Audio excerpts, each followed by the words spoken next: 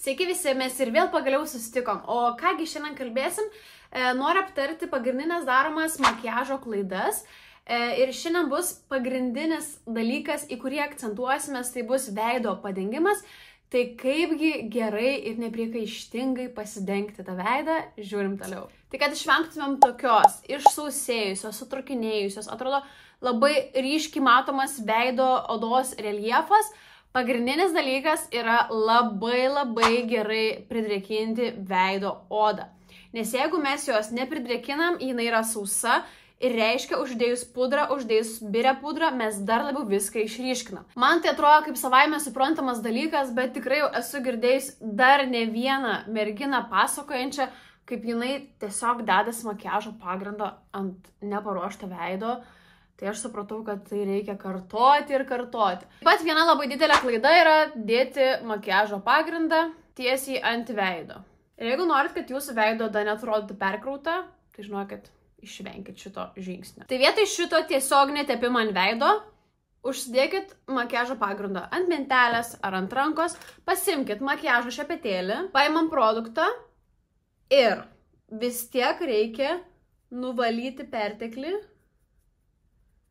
kad liktų tik tais likučiai ir pradėkim labai natūraliai dengti veidą. Kuo mes plonesnių sluoksnių dažysim, tuo natūraliau veidas atrodys, jis nebus perkrautas, nesubėgs į raukšleles. Čia matot, iš karto darom tokį full coverage, kas dabar nebelabai yra populiaru daryti tokį pilną maskavimą, daugiau kas nori rinktis natūralesnį efektą. Dažiau abi pusės naudojant L'Oreal True Match pudrą, tai pažiūrėkit, čia yra toks stipresnis maskavimas, labiau prikrauta. Ir dar nepamirškim to fakto, kad mes dar dėsim produktą ant viršaus, o šita labai natūraliai, neapkrautai, tokia iškart skaisti veido oda. Taip pat dar viena dažna klaida yra paakių zonoje. Nedėkit makiažo pagrindo į paakius. Kaip čia padariau?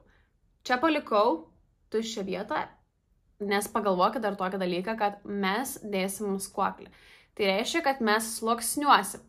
Čia buvo makiažo pagrindas, dar ant makiažo pagrindo dėsim maskuoklį, tai jūs iš karto darot apkrovimą ir taip greičiau jums subėgs raukšleles. Duokit maskuokliui dirbti savo darbą, palikite tuščią vietą ir dėkit maskuoklį. Tęsiant tą pačią maskuoklio temą, dauguma merginų, žinau, kad renkasi per šviesų maskuoklį. Tai dabar aš irgi užsidėsiu į šitą vietą ir taip pat per daug maskuoklio. Dėl ko yra blogai naudoti per šviesų maskuoklį? Jeigu jūsų paakiai turi stipraus mėlynumo arba yra patamsėję, tai žinokit, per šviesus maskuoklis jūsų tuos tamsius paakius dar labiau išryškins. Pas mane šitos problemos nėra, pas mane dažniausiai yra mėlynumas tik tais šitose vietose. Bet jeigu jūsų paakiai yra mėlyni, tai žinokit, patikėkit manim, per šviesus maskuoklius jums dar labiau išryškins. Tai tokiu atveju, kad išvengtumėm tokios klaidos, neišryškintumėm savo per tamsių paakių, rinkitės į paakių zoną savo odos atspalvio maskuoklį, būtent tik tais šitoje vietoje. Šviesinimą darysim toliau. Tai aš pasirinkau Bourjois Healthy Mix maskuoklį, pasimaskuoju tik tais šitą vietą ir galim šiek tiek pasidaryti liftingo su šepetėliu. Gražiai prasklaidau.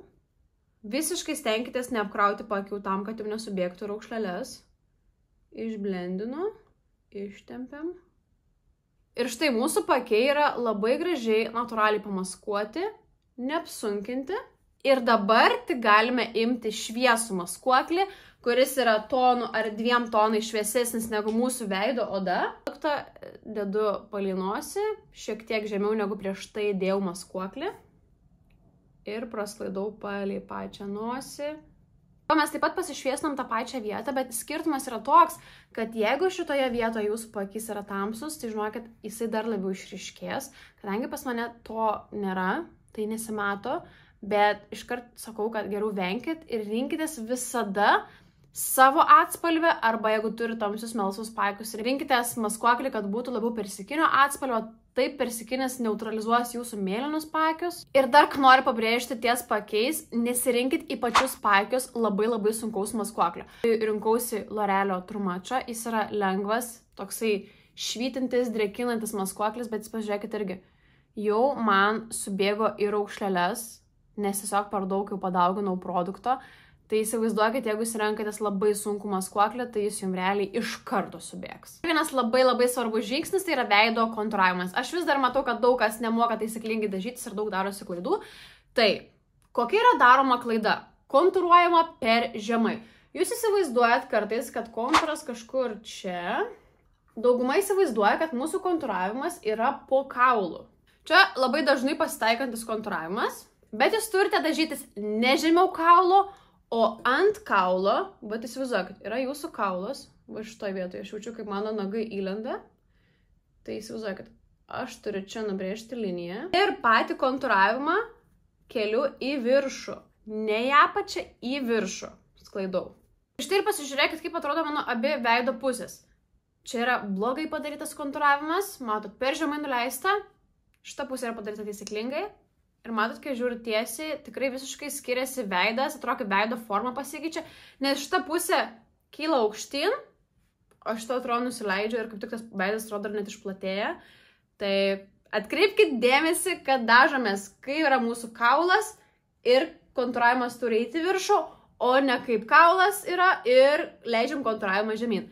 Tai ne, šito vengiam ne žemiau kaulo, o aukščiau kaulo. Keliaujam prie skaistalų daromos klaidos, tai noriu parodyti savo vieną dabar naują atradimą iš Essenso Baby God Blush. Labai fainas produktas, jeigu nemoka dažyti su skaistalais, tai žinokit, su šitais tikrai mokėsit, nes jų nepadaugysit. Jų pigmentas yra gana natūralus, nėra per daug stiprus. Tai, ką dažnai pastebiu, kad skaistalus deda šioje vietoje. Tai realiai paryškina tiesiog obuoliuką, kai nusišypsai, nes būdavo seniau, nusišypsok, parodykite savo obuoliuką. Realiai ką mes padarom, kadangi mes šį išsišviesinom su maskuokliu prieš tai, mes su skaistalais vėl užlipam ir vėl užtamsinam tą mūsų išsišviesinimą. Tai ką dabar vietoj to daryti? Skaistalus mes suliejam su bronzeriu, viršui, praretušuojam pačius skaistalus, tam, kad pats makiažas atrodytų harmoningiau, spalvos būtų susiliejusios, o ne kabėtų viena kažkur vienoj vietoj, kita vėl kitoj. Tikrai žymiai gražiau šitai veidas atrodo, labiau liftinguoti, kaip sakiau, harmoningiau negu šitai. Mas radau kažkokį labai sunkų maskuoklį ir užsidėjau į paakius. Labai blogai atrodo. Dar įsivaizduokit, jeigu paakiai yra mėlyni, tai tas baltumas dar labiau išryškina. Wow. Pristačiau jums kelias pagrindinės klaidas, ką kitos merginos darosi blogai savo makiaže. O žinot, makiažas yra tikrai labai stipri galia, nes mes galim savo bruožus labai gražiai pabrėžti, bet tuo pačiu ir su makiažu galima save susigadinti. Tai kad to išvengtumėm, tam yra šis video. Peržiūrėkit kelis kartus ir tikiuosi nebedarysit šitų klaidų.